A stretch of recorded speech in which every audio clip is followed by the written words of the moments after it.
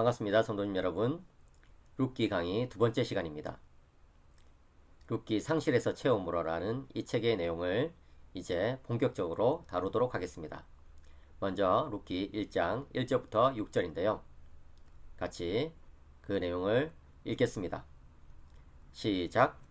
사사들이 치리하던 때에 그 땅에 흉년이 드니라. 유다 베들레헴의 한 사람이 그의 아내와 두 아들을 데리고 모압 지방에 가서 거류하였는데 그 사람의 이름은 엘리멜렉이요 그의 아내의 이름은 나오미요 그의 두 아들의 이름은 말론과 기럧이니 유다 베들레헴 에브랏 사람들이더라. 그들이 모압 지방에 들어가서 거기 살더니 나오미의 남편 엘리멜렉이 죽고 나오미와 그의 두 아들이 남았으며 그들은 모압 여자 중에서 그들의 아내를 맞이하였는데 하나의 이름은 오르바요 하나의 이름은 룻이더라. 그들이 거기에 거주한 지 10년쯤에 말론과 기럧 두 사람이 다 죽고 그 여인은 두 아들과 남편의 뒤에 남았더라. 그 여인이 모압 지방에서 여호와께서 자기 백성을 돌보시사 그들에게 양식을 주셨다 함을 듣고 이에 두 며느리와 함께 일어나 모압 지방에서 돌아오려 하여. 자, 먼저 1절을 보시면 룻기의 배경이 나옵니다. 사사들이 치리하던 때에 라고 그렇게 말하고 있죠. 그러니까 룻기의 기본적인 배경은 사사시대라는 것입니다. 여러분들은 이 사실을 룻기를 읽을 때 계속해서 기억하셔야 합니다. 이 시대는 사사시대라는 것이죠. 여러분, 이 사사시대라는 것은 어떤 시대입니까? 제가 좀 이따가 자세히 설명하겠지만 참 이스라엘 백성들의 암울한 시대였습니다. 그런데 이 룻기가 이 사사시대 초기에 기록된 책인지 있었던 사건을 기록한 책인지 아니면 이 후기 또는 말기에 있었던 일을 기록한 책인지 다시 말해서 입다 혹은 삼손의 그 시대쯤인지 정확하게 알 수는 없습니다. 뭐 대략 잡아서 기원전 1390년부터 1050년경 정도 되는 것이죠. 예. 이 기원전이라고 했을 때는 이 숫자가 이렇게 점점 작아지는 식으로 이렇게 읽습니다. 그러니까 지금이 2021년 아니겠습니까? 그러니까 여러분 지금으로부터 3300년 뭐 3400년 전 그때의 이야기. 야, 참 이 룻기가 아주 오래전 이야기인데요. 이 이야기 속에서 우리는 하나님께서 지금 우리에게 말씀하시는 그런 음성을 들을 수가 있습니다. 분명한 것은 이 룻기가 사사시대 초기에 기록되었던 말기에 기록된지 상관없이 이 시대가 영적으로 굉장히 힘든 시대였다는 거죠. 경제적으로 매우 힘든 시대였다는 것이죠. 여러분, 이 사사시대에 대해서 여러분들이 아마 잘 아실 것입니다. 사사시대는요, 하나의 어떤 그 사이클이 있습니다. 다시 말해서 어떤 그 패턴이 나타나는데요. 하나님께서 이스라엘 백성들에게 평온한 시대를 주시면 이 백성들이 더 하나님을 섬기고 순종하고 살아야 되는데 하나님을 떠나버린다는 거예요. 그래가지고 아주 극단적으로 우상숭배에 빠지고 하나님을 멀리 떠나서 살아갈 때 하나님께서는 그들을 가만히 두지 않고 이제 치시는 거예요. 그게 언약적인 징벌이라고 그러는데요. 그렇게 이제 치실 때에 뭐 역병이라든지 또는 흉년이라든지 또는 이 외적들의 침입이라든지 이런 것을 가지고 하나님께서 그 백성들을 치시는 거예요. 그렇게 하면 백성들이 너무 힘들겠죠. 그러면은 이제 하나님께서 살려달라고 막 이제 막 간구하는 거예요. 부르짖는 거예요. 그렇게 되면 하나님께서 이제 사사를 세우셔가지고 이스라엘 백성들을 구원하십니다. 이 사사라는 이 말은 영어로는 judge라고 하는데 영어로 이 judge가 재판관, 판사를 뜻하는데요. 사실은 이 사사기에 등장하는 사사들은 뭐 그런 판관의 노릇을 하기도 했지만 더 중요한 것은 이 전쟁을 통솔하는 그런 역할들을 했습니다. 그래서 백성들을 이렇게 통솔을 하고 다스리고 또 전쟁 시에 나가가지고 전쟁을 이끌어가고 하는 그런 역할들을 한 것을 볼 수가 있습니다. 그런데 그 사사를 세워가지고 하나님께서 구원해 주시면 어떻게 돼요? 다시 평온한 시대가 오는 것이죠. 그렇죠? 그렇게 평온한 시대가 오면 또다시 백성들이 타락하고 이런 식으로 계속해서 그 비슷한 사이클이 반복되는 것이 사사기의 내용이 되겠습니다. 그런 시대에 이 룻이라는 여인 그리고 보아스라는 한 남자의 이야기가 들어가 있다는 것이죠. 이 사사시대 아주 영적으로 경제적으로 힘든 시대라는 것을 우리는 알 수 있는데 룻기의 배경이 그렇다는 것을 여러분들이 룻기를 읽으면서 계속해서 기억하셔야 됩니다. 이 룻의 시대와 우리의 시대를 비교해보면 참 공통점이 많아요. 여러분 21세기 한국 사회는 어떻습니까? 뭐 정치, 사회, 경제적으로 매우 힘든 시대라고 볼 수 있습니다. 지금 크리스찬의 숫자는 갈수록 감소되고 있죠. 참 특별히 이 팬데믹, 코로나 때문에 굉장히 교회적으로 위기를 겪고 있습니다. 기독교인의 신뢰도 역시 바닥으로 점점 실추하고 있고 심지어 기독교가 혐오의 대상이 되기도 하고 있어요. 물론 이게 여러분 기독교의 잘못은 아닙니다. 이 언론에서 그것을 너무 막 좀 부추기는 그런 경향들이 강하죠. 심하죠. 예. 그런데 어쨌든 뭐 기독교인들 중에서도 조심하지 않는 사람들이 있긴 있죠. 그죠? 전체에 비하면 우리나라 전체에 비하면 굉장히 극소수긴 하지만 그런 사람들이 있긴 있죠. 그런데 그게 언론에서 뭐 굉장히 과장되어서 보도되고 이렇게 하다 보니까 교회가 어느새 이 혐오의 대상으로 점점 그렇게 사람들에게 인식되고 있다는 것이죠. 굉장히 마음이 아파요. 이런 사회적인 또 교회적인 위기 가운데 우리 성도님들은 어떻습니까? 참 괴로움을 느끼고 고통을 느끼고 또 경제적으로 굉장히 힘든 그런 상황에 처해 있는 분들도 많으시죠.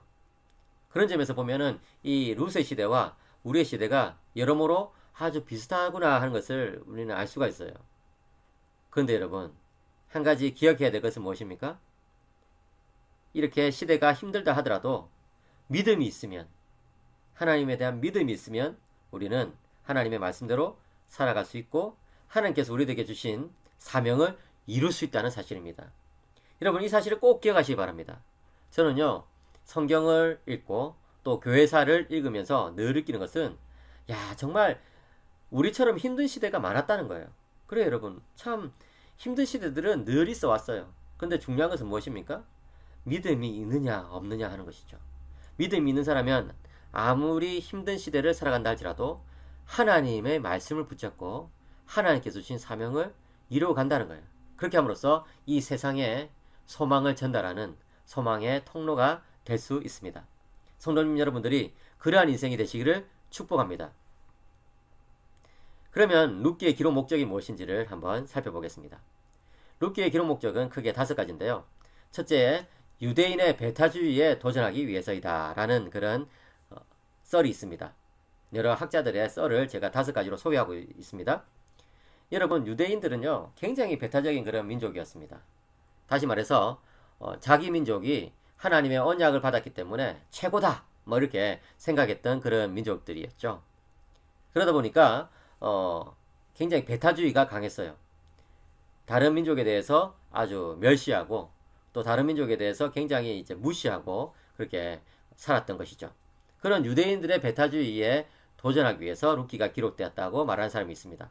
왜 그럴까요? 이 룻이라는 한 이방 여인이 이 언약 백성으로 들어오게 되는 과정을 보여줌으로써 하나님의 백성은 그런 혈통에 근거한 것이 아니다 라는 것을 말해주기 위해서 룻기가 기록되었다고 보는 사람들이 있던 것이죠. 두 번째로는요, 이 룻기는 이 친애, 헤세드라고 그러죠. 친애 혹은 사랑, 하나님의 그 아가페적인 사랑을 우리는 헤세드라고 하는데 그것의 중요성을 말해주기 위해서 룻기가 기록됐다는 것입니다. 룻기 전체에 계속해서 면면히 흘러가는 것은 바로 하나님의 사랑이 되겠습니다. 하나님께서 룻이라는 한 여인을 얼마나 사랑하셨는가. 하나님께서 이 나옴이라는 한 여인을 끝까지 이렇게 헤세드로 붙들고 계셨다. 그런 내용. 하나님께서 보아스라는 이 한 사람을 통해서 하나님의 사랑을 보여주셨다라는 내용이죠. 그렇습니다, 여러분. 하나님은요, 우리들에게 하나님의 사랑을 사람을 통해서 보여주십니다. 한 사람이 겪는 그런 인생의 여정을 통해서 보여주시고요. 또 하나님의 사랑을 실천하는 그 한 사람을 통해서 하나님의 사랑을 보여주십니다. 그래요. 그 사실을 여러분들이 잘 기억하셔야 돼요.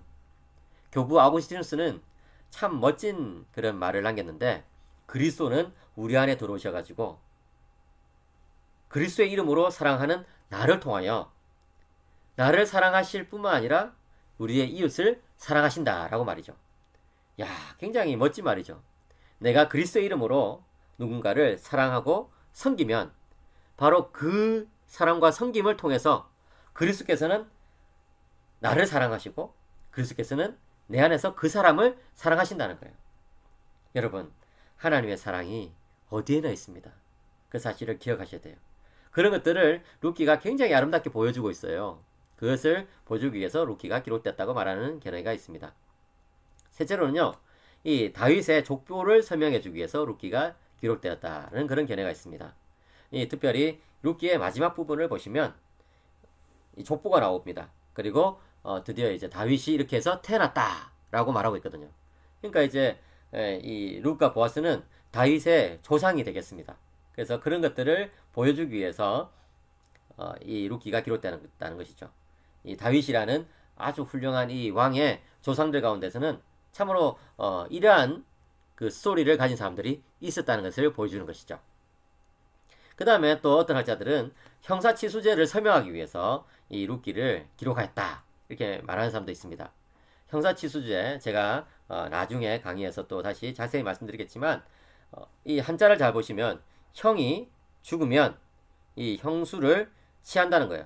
뭐 그 형제가 취한다는 것이죠. 그죠? 동생이 취한다는 거예요. 이것이 이제 조금 더 확대돼 가지고 어떤 그 남자가 자식이 없이 죽으면 그 남겨진 여인을 이제 형제가 취할 뿐만 아니라 그 형제가 없을 경우에는 가까운 그런 친족이 취해가지고 그 자손이 이어지도록 했습니다. 오늘날의 관점에 보면 너무 이해가 안 되죠, 그죠? 야, 어떻게 그럴 수가 있냐? 근데 여러분, 그 지금으로부터 3000년 이전에 그런 구약 시대의 그런 일이라는 것을 여러분 기억해야 됩니다. 하나님께서는요, 구원 역사를 이렇게 이끌어 가실 때에 처음부터 그렇게 온전한 윤리, 처음부터 이 완성된 그런 윤리를 주시지는 않았어요. 그것은 예수 그리스도를 통해서 우리에게 드러날 것이기 때문에 그런 것이죠. 그래서 하나님께서는 하나님 백성들을 이끌어 가실 때에 마치 어린아이를 키우듯이 이게 천천히 하나님의 뜻을 계시해 주시고 또 이 윤리적인 그런 내용들을 알려주셨거든요. 그런데 여러분, 그럼에도 불구하고 초기에 주어진 구약시대에 주어진 이런 제도나 또는 율법의 내용이라 할지라도 여전히 하나님의 아주 숨겨져 있는 그런 높은 뜻을 보여준다는 것을 우리는 알 수가 있습니다. 과연 그것이 무엇일까요? 그것은요, 이 이스라엘 백성들이 하나님께서 주신 그 땅에서 계속해서 그 대를 이어가면서 그 자리를 지킬 수 있도록 하기 위해서 그런 거예요. 이 형사치수 제도의 그런 어떤 목적이란 것은 한 가문이 끊어지지 않냐고 계속해서 이렇게 믿음의 대를 이어가도록 하기 위해서 그런 것이죠. 그리고 그와 함께 하나님께서는요, 이스라엘 백성들에게 땅을 주실 때 지파별로 그 가문별로 땅을 주셨거든요. 그런데 이 대가 끊어지면 어떻게 됩니까? 그 땅을 관리할 사람이 없어지고 그 땅이 다른 사람 소유가 되겠죠. 그죠? 그래서 그렇게 되지 않도록 하나님께서는 이제 계속해서 이렇게 대가 이어져 가지고 하나님께 주신 그 땅을 계속해서 이게 소유하면서 이렇게 경제 생활도 하고 또 하나님을 예배드리고 또 무엇보다도 메시아를 기다리도록 그렇게 하신 거예요. 그러니까 여러분, 제가 지난 시간에 하나님께서는 구약의 역사 속에서 메시아가 오시도록 역사하셨다 그렇게 말씀을 드렸죠, 그렇죠? 네. 그런 내용들을 여러분들이 다시 한번 떠올려 보시기 바랍니다. 뭡니까? 하나님께서는 이 구약 시대에 하나님의 그 높은 뜻을 이제 그 드러내는 하나의 방편으로서 이 율법을 주셨고 그 율법에 형사치수제라는 이 율법이 있었는데 그 내용을 이제 룻기가 잘 보여주고 있다는 거예요. 그래서 룻기 기록 목적이 이렇게 네 번째 형사치수제도를 설명하기 위해서라는 그런 견해가 있고요. 이제 다섯 번째로 하나님의 주권을 강조하기 위해서 룻기가 기록되었다라는 그런 견해가 있습니다. 무슨 말일까요? 룻기 2장 12절을 보실까요? 여호와께서 내가 행한 일에 보답하시기를 원하며 이스라엘의 하나님 여호와께서 그의 날개 아래 보호를 받으러 온 내게 온전한 상 주시기를 원하노라 하는지라. 이 보아스가 룻에게 한 말입니다. 그런데 이 말을 보면 무엇이 나타납니까? 하나님의 어떤 주권적인 섭리, 역사, 일하심 이런 것들을 우리가 읽을 수 있죠. 그죠? 예. 룻은 뭐 인생의 여정 가운데서 믿음으로 선택하고 행동을 하였습니다. 근데 사실은 그 모든 과정을 인도하신 분은 누구실까요? 바로 하나님, 여호와 하나님께서 그 모든 과정을 인도하셨거든요. 그래서 이 하나님의 주권이 우리 속에서 어떻게 역사하는지를 잘 보여줌으로써 하나님을 더 신뢰하고 하나님을 더 의지하면서 나가도록 하기 위해서 이 룻기가 기록되었다라고 그렇게 설명하는 사람들이 있는 거예요. 그러니까 여러분들이 이 내용들을 잘 이제 좀 생각해 보시면서 룻기를 읽으시면 좋겠습니다. 자, 여기까지가 이 룻기의 기록 목적, 룻기에 대한 서론적인 내용이 되겠습니다. 감사합니다. 계속해서 룻기 1장 1절과 2절을 보겠습니다. 사사들이 치리하던 때에 그 땅에 흉년이 드니라. 유다 베들레헴에 한 사람이 그의 아내와 두 아들을 데리고 모압 지방에 가서 거류하였는데 그 사람의 이름은 엘리멜렉이요 그의 아내의 이름은 나오미요 그의 두 아들의 이름은 말론과 기련이니 유다 베들레헴 에브라 사람들이더라. 그들이 모압 지방에 들어가서 거기 살더니라고 되어 있어요. 이렇게 여러 사람들의 이름이 소개되고 있습니다. 여러분, 성경에 이름들이 나올 때 우리는 기억해야 하는 것이 몇 가지가 있습니다. 첫째로는 하나님의 이름은 그 자체로 계시가 되기 때문에 우리는 항상 묵상하고 주목을 해야 된다는 것입니다. 구약 성경에 여러 하나님의 이름들이 나오고 있죠. 그리고 또 신약 성경에 예수님의 여러 이름들이 또 나오고 있습니다. 그런 것들은 우리는 잘 살펴서 묵상을 할 필요가 있습니다. 그런데 사람들의 이름은 어떤 것일까요? 사람들의 이름은 어떤 경우에는 의미가 있을 때도 있고 또 어떤 경우에는 그렇게 크게 주목하지 않아도 될 때가 있습니다. 의미가 있는 경우에는 하나님께서 그 이름을 바꿔주신 그런 경우입니다. 아브라함의 이름을 아브라함으로 바꿔주셨다든지 야곱의 이름을 이스라엘로 바꿔주셨다든지 또 예수님께서 신약 성경에서 제자들의 그 이름을 이제 불러줄 때에 특별히 이 시몬의 이름을 게바로 바꿔주신 것, 그런 것들은 의미가 있는 것이죠. 그죠? 그렇기 때문에 우리는 그런 이름들에 대해서는 묵상을 해야 할 것입니다. 그런데 의미가 없는 경우들도 있어요. 이스라엘의 여러 왕들의 이름은 크게 의미가 없는 경우들이 있죠. 이름과 그 행동이 전혀 서로 조화를 이루지 못하는 그런 경우들도 많이 있습니다. 그런 경우에는 그냥 우리는 특별히 주목할 필요가 없다고 생각합니다. 엘리멜렉과 나오미라는 이름이 여기 나오는데, 엘리멜렉은 나의 하나님은 왕이시다 이런 뜻이고, 나오미라는 것은 희락, 기쁨 이런 뜻입니다. 특별히 여기 이 나오미라는 이름은 룻기에서 또 중요하게 부각되고 있기 때문에 우리는 이 이름에 대해서 좀 생각을 해 보아야 되겠구나 이런 생각이 드는 것이죠. 여러분, 엘리멜렉이라는 이름과 나오미라는 이름을 보시면은 이 사람들이 믿음의 가정에서 태어나서 부모들이 이렇게 좋은 이름을 지어줬구나 하는 것을 우리는 예측을 할 수가 있어요. 근데 이 사람들이 어떤 일을 겪습니까? 사사시대에 흉년이 드는 그런 일들을 겪는 것이죠. 그래가지고 어떻게 됩니까? 베들레헴에 살던 엘리멜렉과 나오미와 또 그 두 아들들이 모압 지방으로 이주해버리는 것이죠. 이런 것에 대해서 우리가 좀 생각을 해봐야 합니다. 일단 여러분, 사사시대는 모세 언약에 속하는 시대입니다. 제가 다음에 강의를 할 때에 여러 언약의 시대들에 대해서 여러분들께 자세히 설명을 해드리겠지만, 여러분이 모세 언약에 속하는 이 시대는요, 특별한 그런 그 언약의 내용이 있는데, 신명기를 보시면 모세 언약이 잘 표현되어 있습니다. 그런데 거기에 7장이나 28장이나 이런 데 보시면은 하나님께서는 이 언약의 백성들이 하나님께 순종하면 복을 주시겠지만 불순종하면 징벌을 하시겠다 이런 내용들이 나오는 것을 볼 수 있어요. 그러니까 여러분, 이 모세 언약은 이 신명기 7장 그리고 28장 이런 맥락 속에서 우리는 읽어야 된다는 것이죠. 그렇다면 사사시대가 모세 언약에 속한 시대라고 한다면 역시 사사시대 역시 이 신명기의 맥락에서 읽어야 합니다.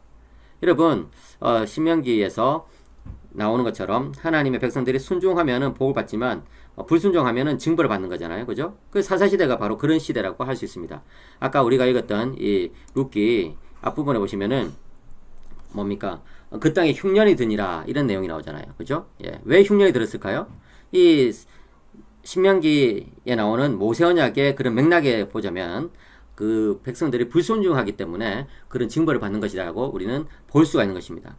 여러분, 사실은요, 성경을 자세히 읽어보면 한 사회가 망할 때는 그 속에서 살아갔던 하나님의 백성들이 제 역할을 하지 못해서 그런 경우들이 많다는 것을 알 수가 있어요. 창세기 18장과 19장에 보시면 소돔과 고모라가 망한 이유에 대해서 그 성에 의인 10사람이 없어서 그렇게 망하게 되었다라고 말하고 있어요. 또 이스라엘이 망하게 되었을 때에, 이 국가적으로 망하게 되었을 때에 그 이유에 대해서 예레미야 5장 1절에는 이렇게 말하고 있습니다. 너희는 예루살렘 거리로 빨리 다니며 그 넓은 거리에서 찾아보고 알라. 너희가 만일 정의를 행하며 진리를 구하는 자를 한 사람이라도 찾으면 내가 이 성읍을 용서하리라. 그런데 이스라엘 백성들이 이렇게 망하게 된 이유가 무엇입니까? 이 정의와 진리를 구하지 않았다는 것이죠. 그 누구도 구하지 않았기 때문에 이렇게 망한다 하는 거예요. 이 사도행전 8장에 보시면은 하나님께서는 예루살렘에 큰 박해를 허락하셔가지고 성도들이 유대와 사마리아 모든 땅으로 흩어지게 하셨는데, 이것도 역시 이유가 있는 것이죠. 여러분, 하나님께서는 그 백성들에게 뭔가 벌을 주실 때는요, 뭔가 문제를 일으키실 때는 이 하나님의 어떤 선한 목적을 가지고 그렇게 하신 것을 알 수가 있습니다. 신약 성경에서도 마찬가지로 디모데전서 2장 2절에 보시면 임금들과 높은 지위에 있는 모든 사람들을 위하여 기도하라. 이는 우리가 모든 경건과 단정함으로 고요하고 평안한 생활을 하려 함이라. 예. 여기 이제 제가 기도라는 말을 넣었어요. 이 앞절에 나오는 것이 여기는 좀 생략되어 있기 때문에 임금들과 높은 지위에 있는 모든 사람을 위하여 기도하라. 그리고 그 사회의 위정자들을 위해서, 그 사회를 위해서 기도하라. 왜? 그렇게 해야지 우리 기독교인들이 모든 경건과 단정함으로 고요하고 평안한 생활을 할 수 있기 때문에 그런 것이에요. 예. 여러분, 종교개혁자들은요, 그 당시에 이 무슬림들이 굉장히 문제를 일으켰습니다. 예. 이 이슬람이 유럽 전체를 삼킬 기세로 그렇게 달려들었거든요. 근데 그런 것이 왜 그러냐 했을 때 루터나 칼빈은 하나님의 백성들이 제대로 살지 못해서 그런 것이다라고 생각을 했고, 무슬림들이 이렇게 우리를 힘들게 만든 것은 하나님의 채찍이다 이렇게 생각을 했던 것이죠. 그런 맥락에서 보자면은 뭡니까? 지금 사사시대에 그 이스라엘 백성들이 흉년을 겪고 있는 것, 이것은 바로 이 이스라엘 백성들이 불순종해서 그런 경우다라고 우리는 볼 수가 있는 것입니다. 물론 여러분, 이 고난에 대해서 우리는 좀 잘 이해할 필요는 있습니다. 예, 제가 이렇게 말씀드렸다 해가지고 내가 당하는 이런 고난이 내 죄 때문이구나 이렇게 직접적으로 생각하는 것은 조금 문제가 있을 수 있어요. 예, 뭐 우리나라가 이런 어려움 당한 것은 누구의 죄 때문이다, 뭐 이렇게 직접적으로 말하는 것은 좀 문제가 있을 수 있어요. 무슨 말입니까? 우리는 어떤 고통이나 고난의 원인을 손쉽게 추정하려고 해서는 안 되는 것이죠. 예, 누구의 잘못이냐 하는 것을 따지는 것은 위험한 일이라는 거예요. 예, 왜냐하면요, 고통과 고난의 원인은 우리는 두 가지로 생각할 수 있는데, 첫째는 자연적 악이라고 볼 수 있는 것입니다. 이 자연적 재해나 질병으로 인한 고통과 고난인데요. 이에 대해서는 인간의 책임을 직접 물을 일이 아니죠, 그죠? 예, 물론 이 모든 것은 아담의 죄 때문에 말미암은 것이다라고 말할 수는 있겠지만, 뭐 어디에 지진이 일어났다, 어디에 뭐 큰 해일이 닥쳐왔다, 태풍이 닥쳐왔다 해가지고 이것이 뭐 누구의 죄 때문이다 이렇게 말하기는 힘든 거예요. 예. 그런데 둘째로 도덕적인 악이 있어요. 이것은 뭡니까? 사람이 잘못해서 생긴 고난과 고통을 가리키는 것이거든요. 이런 것들에 대해서는 우리가 책임을 물을 수 있겠죠. 예를 들어서 어떤 사람이 알코올 중독에 빠져가지고 가족을 굉장히 괴롭게 만든다, 뭐 이렇게 했을 때는 그 사람이 잘못했다라고 말할 수 있는 것이죠.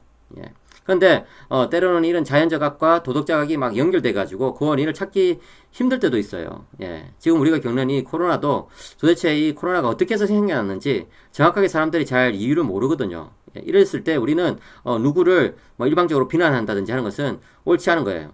근데 여러분, 이런 어떤 고통의 순간, 고난의 순간에서 우리가 한 가지 기억해야 될 것이 있습니다. 그것은 뭐냐면은 하나님의 백성이라면은 이 고통과 고난에 대해서 자신을 돌아보고, 예, 또 하나님께 나아가는 그런 태도를 가져야 된다는 것이죠.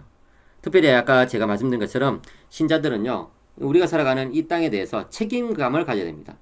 하나님께서 이 땅에 어떤 문제를 일으키실 때는 우리에게 뭔가 일깨우시기 위해서, 예, 우리에게 뭔가 좀 깨달음을 주시기 위해서 그렇게 하시는 것이거든요. 예, 그것은 구약에서뿐만 아니라 신약에서도 마찬가지란 것이죠.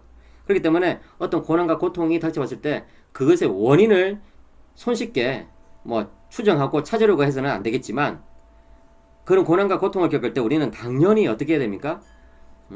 하나님께로 돌아가야 되겠구나, 정말 하나님을 찾아야 되겠구나 하는 그런 생각을 하게 되는 것이죠. 그런데 여러분, 그런 측면에서 보자면요, 이 고향 베들레헴을 떠난 이 엘리멜렉의 행동을 긍정적으로 볼 수는 없는 거예요. 뭡니까?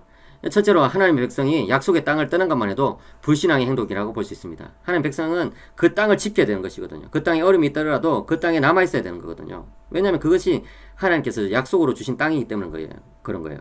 그 다음에 둘째로 봤을 때 엘리멜렉과 나오미는 두 아들을 낳았는데요, 그들의 이름을 좀 붙이는 것을 보면은 신앙 있는 모습으로 보기가 힘들어요.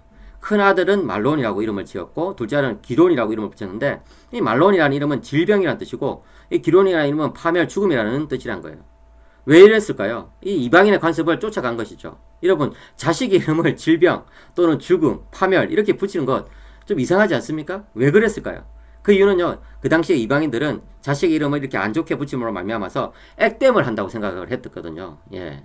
여러분, 액땜이 뭔지 아시죠? 이렇게 뭐 조금 안 좋은 일을 겪어가지고 더 큰 안 좋은 일을 피하게 되는 거, 이런 것들을 뭐 액땜이라고 이렇게 말하는데 다 이게 미신이지 않습니까? 잘못된 관습이지 않습니까? 그런데 이 엘리멜렉과 나오미는 이 하나님의 백성의 공동체에 살면서도 그렇게 자식의 이름을 액땜으로 그렇게 붙이는 그런 관습을 따라갔다는 거예요. 이게 참 잘못된 것이죠. 그 다음에 그들은 모압 땅으로 갔는데요. 그 모압 땅은 그모스 신을 섬기는 지역입니다. 여러분, 이스라엘 백성들이 그 땅에서 뭔가 어려움을 겪고 좀 안 좋은 일을 겪었다고 했을 때에 다른 지역으로, 다른 이스라엘의 지역으로 옮겨갈 수도 있잖아요. 근데 그 사람들은 그렇게 하지 않냐고 저기 모압 땅으로 가버렸다는 거예요. 불신자들이 사는 그런 지역으로 가버렸다는 거예요. 우상숭배를 하는 곳으로 가버렸다는 거예요. 그러니까 이런 것들을 잘 봤을 때에 엘리멜렉과 나오미의 행동은 긍정적으로 볼 수가 없는 거예요. 그런데 문제는 뭡니까? 그들이 모압 땅으로 이주해 갔지만, 양식을 찾아서 이주해 갔지만 그 땅에도 흉년이 든 거예요. 예. 그리고 엘리멜렉이 세상을 떠나고 마는 거예요. 여러분, 하나님이 자기 백성을 벌 주시기로 작정하시면 혼자 피신을 한다 하더라도 하나님의 벌을 피할 수가 없는 거예요. 언약적 징계를 거기에서 받게 돼 있는 것이죠. 예. 여러분, 참 그래요. 이 나오미에게 나타났던 이런 하나님의 섭리는 굉장히 혹독한 섭리입니다. 존 파이퍼 목사님이 말씀하신 것처럼 참 힘든 그런 일이었어요. 하지만 이러한 혹독한 섭리 속에서도 하나님의 말씀의 비밀을 깨달으면 성숙한 삶으로 나아갈 수가 있는데요. 이 나오미는 처음에는 그러지 못했던 것 같아요. 예. 고향에 베들레헴에 흉년이 찾아오니까 그게 떠나버리고 또 모압 땅에서 또 흉년을 만나게 된 것이죠. 그런 상황이란 거예요. 거기서 또 남편이 세상을 떠나게 되었습니다. 그런 상황에서 이제 뭡니까? 이제 계속해서 벌을 받게 되는 그런 과정들이 나오게 돼요. 아들도 죽고 이렇게 되는 거죠. 그러니까 여러분, 이 룻기 1장 21절에 보시면 나오미가 그런 것을 고백합니다. 내가 풍족하게 나갔더니 여호와께서 내게 비어 돌아오게 하셨느니라. 여호와께서 나를 징벌하셨고 적는 자가 나를 괴롭게 하셨거늘 너희가 어찌 나를 나오미라 부르느냐 하니라. 그렇게 되는 거예요. 맞아요. 예. 이 나오미가 하나님께서 자기를 벌하시는구나 하는 것을 알고 있었다는 것이죠. 예. 그러니까 여러분, 이 고난이란 거, 고통이란 거, 참 신비스러운 일이에요. 이것에 대해서 우리가 이 원인에 대해서 속단해서는 안 되는 일이에요. 그런데 이 고난과 고통 가운데 우리가 꼭 기억해야 하는 사실이 하나 있습니다. 그것은 뭡니까? 우리는 그 가운데서 하나님께로 나가야 된다는 것이죠. 내가 지금 겪고 있는 이 고통이 누구 때문인가? 라고 묻는 것은 사실은 좋은 태도는 아닙니다. 예. 그 원인을 찾았다고 해가지고 문제가 해결되는 것은 아니거든요. 그러면 더 좋은 태도는 무엇입니까? 우리 신자들이 고난과 고통을 겪게 될 때에 더 좋은 태도는 이제 하나님께로 가야 되겠구나. 이제 하나님께로 나가야 되겠구나 하는 것이에요. 하나님 앞에서 살아가는 신자라면 그런 고난과 고통 속에서 자신을 돌아보게 되어 있다는 것입니다. 예. 그러니까 여러분, 이런 것들을 꼭 기억하시기 바랍니다. 여러분, 나오미의 불행을 한번 생각해 보십시오. 나오미의 남편 엘리멜렉이 세상을 떠난 후에 나오미는 결국 이방 땅에서 이 아들 둘을 혼자서 키워야 했습니다. 예. 자식을 이 여인이 혼자서 키운다는 거 정말 힘들지 않습니까? 그것도 이런 흉년 가운데, 그죠? 힘든 가운데 그렇게 해야 된다는 것이 참 괴로웠겠죠, 그죠? 그런데 그 땅에서 두 아들이 모압 여인들에게 장가를 가는 거예요. 큰아들 말로는 룻이라는 여자에게 장가가고 또 둘째 아들 기로는 오르바라는 여자에게 장가를 갔습니다. 근데 여러분, 어찌된 일입니까? 이 극한 흉년 중에서 남자들이 양식을 얻기 위해서 고생을 많이 해서 그런지 모르겠지만 또 이 두 아들도 세상을 떠나고 마는 거예요. 자식 없이 세상을 떠나고 마는 거예요. 모압 땅에 거주한 지 10년이 지났지만 결국 남는 것은 이 불행의 불행이었던 것이죠. 남편이 세상을 먼저 떠나고 자식들이 세상을 또 먼저 떠나고, 이 나오미의 그런 고통을 한번 상상해 보십시오. 나오미는 완벽한 파산을 맞은 그런 여성이라고 볼 수 있습니다. 더 이상 희망이 없는 그런 삶이 나오미의 삶이라고 할 수 있어요. 참 괴로웠겠죠, 그죠? 그런데 여러분, 이것이 이야기의 끝이 아니었어요. 여러분, 얼핏 보면 참 룻기는 이상한 그런 이야기입니다. 룻기가 딱 시작하자마자 1절과 2절에서 그냥 남자들이 다 죽어버려요. 예. 이 구약 성경은 이 뭡니까? 남자들의 이야기로 많이 구성되어 있잖아요. 근데 주인공 노릇을 해야 되는 그 남자들이 다 죽어버린다는 거예요. 그럼 도대체 누가 주인공인가 알 수가 없죠. 그죠? 이 나오미와 두 자부들만 남았다는 것이죠. 그런데 여러분, 이것이 이야기의 끝이 아니에요. 그런 가운데 저 멀리 고향에서 좋은 소문이 들려오는 것이죠. 하나님이 자기 백성에게 양식을 주셨다는 거예요. 6절. 그걸 보시면 이제 베들레헴에 하나님께서 다시 양식을 주신다. 이런 이제 내용이 나오거든요. 여러분, 사사기를 보시면 참 이스라엘 백성들이 잘못해가지고 하나님께서 징벌을 주시지만 하나님께서는요, 자비로우셔가지고 다시 그들이 돌아올 수 있도록 해주신다는 거예요. 예. 그리고 그런 고난들을 이제 제거해 주신다는 거예요. 여기에 베들레헴에 양식을 주신 것도 역시 언약을 회복시키시는 하나님의 그런 자비, 사랑, 헤세드의 측면에서 생각을 해야 되는 것입니다. 여러분, 타락한 사람들을 불쌍히 여기셔가지고 다시 돌이키시는 것, 이것이 바로 하나님의 은혜입니다. 여러분, 성경을 보면요, 죄는 인간이 다 저질렀죠. 그죠? 사고는 인간이 다 치고 있어요. 그런데 하나님께서는요, 그런 인간을 불쌍히 여기셔가지고 다시 부르신다는 거예요. 다시 찾아와서 이름을 불러주신다는 것이죠. 창세기 3장에도 그게 나오지 않습니까? 아담아, 네가 어디 있느냐라고 이름을 불러주신 것이죠. 만나주시고 새롭게 해주십니다. 바로 그거예요, 여러분. 사사시대에 베들레헴의 흉년이 된 것은 하나님 백성들이 타락해가지고 언약적 징벌을 받은 것이지만 다시 이제 하나님께서 그들을 찾아오셔가지고 그들에게 양식을 주신 것은 사랑의 하나님의 그런 행동이었던 것입니다. 흉년이 찾아왔을 때 엘리멜렉과 나오미는 고향을 떠나버렸지만 하나님께서는 그들을 다시 스스로 부르고 계시는 거예요. 예, 나오미를 다시 부르고 계시는 거예요. 하나님은 진노 중에도 긍휼을 잊지 않으십니다. 다시 찾아와 구원해 주십니다. 하나님의 움직이심, 일하심, 하나님의 행동, 이것이 바로 절망 가운데 있는 우리들의 유일한 소망이라는 것을 기억하시기 바랍니다. 지금 우리가 붙잡아야 되는 것은 무엇입니까? 여러분들 가운데 개인적으로 어려움이 있는 분들이 있습니까? 하나님께로 돌아오시기 바랍니다. 하나님께서 주시는 소망을 붙잡으시기 바랍니다. 그럴 때에 우리의 베들레헴에도 양식이 다시금 주어지게 될 것입니다. 이러한 은혜가 여러분 모두에게 있기를 주님의 이름으로 간절히 축복합니다.